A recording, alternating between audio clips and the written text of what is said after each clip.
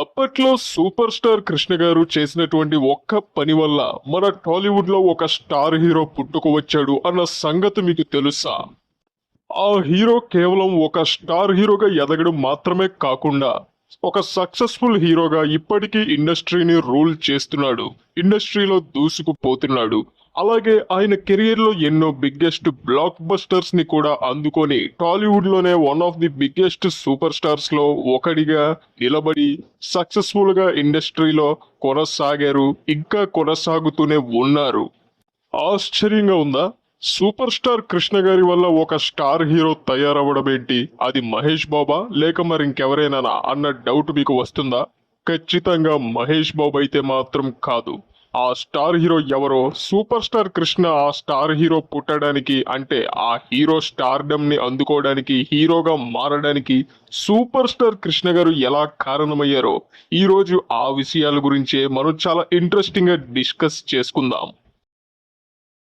వీడియోని స్టార్ట్ చేసే ముందు ఇలాంటి మరిన్ని ఇంట్రెస్టింగ్ ఇన్ఫర్మేషన్ వీడియోస్ కోసం మా ఛానల్ ని సబ్స్క్రైబ్ చేసుకొని పక్కనున్న బెల్ ఐకాన్ ని యాక్టివేట్ చేసుకోండి. మీ వంతు సపోర్ట్ గా ఈ వీడియోని లైక్ చేయండి, షేర్ చేయండి. అండ్ ఇలాంటి మరిన్ని ఇంట్రెస్టింగ్ వీడియోస్ కోసం సబ్స్క్రైబ్ చేసుకోవడం మాత్రమే కాకుండా వీడియో మొత్తం చూశాక వీడియో మీద మీ ఒపీనియన్ ని ఖచ్చితంగా కామెంట్ చేయండి.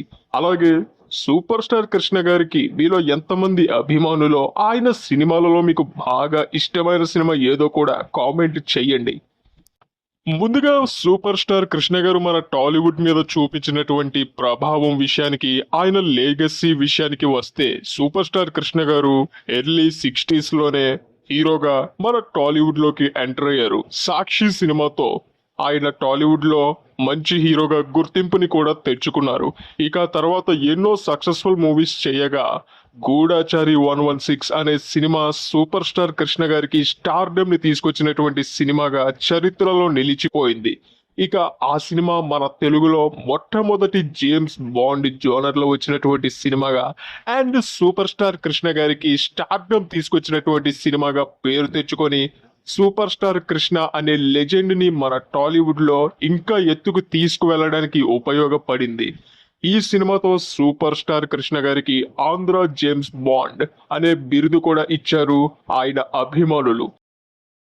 ఇక ఈ సినిమా తర్వాత సూపర్ స్టార్ కృష్ణ గారికి ఉన్నటువంటి ఇమేజ్ ని మరింత స్థిర స్థాయికి, అంటే ఆకాశం అంత ఎత్తుకు తీసుకువెళ్ళిపోయినటువంటి సినిమా 1974లో రిలీజ్ అయినటువంటి అల్లూరి సీతారామరాజు.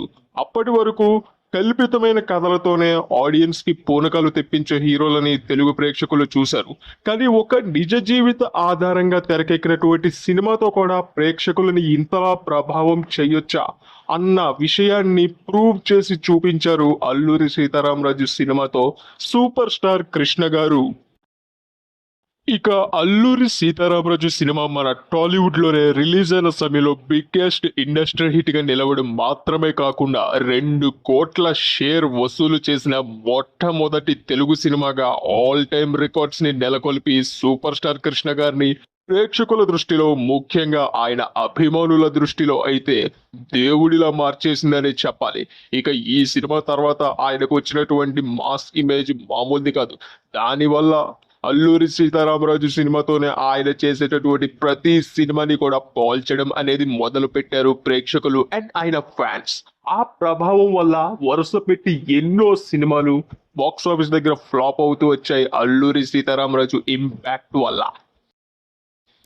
ఇదంతా కూడా మనం పక్కన పెట్టినట్టయితే ఇక మెయిన్ టాపిక్ లోకి వచ్చేద్దాం. అలా వరుస హిట్స్ తో, ముఖ్యంగా అల్లూరి సీతారామరాజు లాంటి బిగ్గెస్ట్ హిట్స్ తో సూపర్ స్టార్ గా ఎదిగినటువంటి సూపర్ స్టార్ కృష్ణ గారితో సినిమాలు చేయడానికి చాలా మంది ప్రొడ్యూసర్లు లైన్ లో ఉండేవాళ్ళు, ఎగబడేవాళ్ళు. అయితే ఎంత ఎగబడినా కూడా ఆయనతో సినిమా చేయడానికి కొంతమంది ప్రొడ్యూసర్లకే అవకాశం అనేది దక్కేది. కానీ మిగిలిన ప్రొడ్యూసర్లు కూడా పట్టు వదలకుండా ప్రయత్నిస్తూనే ఉండేవాళ్ళు. వాళ్ళల్లో డాక్టర్ డి రామానాయుడు గారు కూడా ఒకరు. డాక్టర్ డి రామానాయుడు గారు సురేష్ ప్రొడక్షన్స్ బ్యానర్ లో ఎన్నో సక్సెస్ఫుల్ మూవీస్ ని ప్రొడ్యూస్ చేసి ఆ సినిమాలతో మన టాలీవుడ్ లోనే బిగ్గెస్ట్ స్టార్ ప్రొడ్యూసర్స్ లో ఒకరిగా ఎదగడం అనేది జరిగింది. ఇక ఆయన కూడా సూపర్ స్టార్ కృష్ణ గారితో సినిమా చేయాలి అని సంకల్పించుకొని కొన్ని సినిమాలు చేయటం అనేది జరిగింది. అలా 1983లో ముందడుగు సినిమా ఇద్దరి కాంబినేషన్లో వచ్చినటువంటి సినిమాల్లో బిగ్గెస్ట్ హిట్ గా నిలిచింది. ఇక ముందడుగు లాంటి బ్లాక్ బస్టర్ సినిమా తర్వాత సూపర్ స్టార్ కృష్ణ గారితో డాక్టర్ డి రామనాయుడు గారి ర్యాపో అనేది ఇంకా బాగా డెవలప్ అయింది. ఆ ర్యాపోతోనే ఆ చొరవతోనే ఆయనతో మరొక్క సినిమా చేద్దామని డాక్టర్ డి రామనాయుడు గారు అనుకున్నారు. అలా అనుకున్నదే ఆలస్యం. వెంటనే సూపర్ స్టార్ కృష్ణ గారిని సంప్రదించి మీరు మాతో మరొక సినిమా చేయాలి అని డాక్టర్ డి రామనాయుడు గారు కోరారు. అయితే అప్పటికే సూపర్ స్టార్ కృష్ణ గారు అత్యంత బిజియెస్ట్ హీరోగా ఉన్నారు.